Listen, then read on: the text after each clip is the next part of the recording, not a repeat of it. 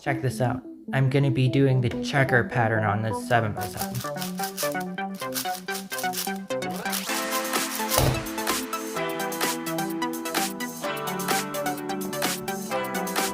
Now to get it back to its solved state.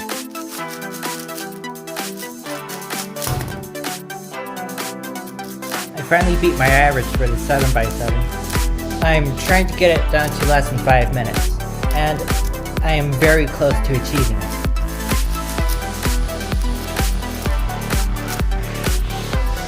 This particular solve, a piece fell out of the cube, but I was still able to finish the solve.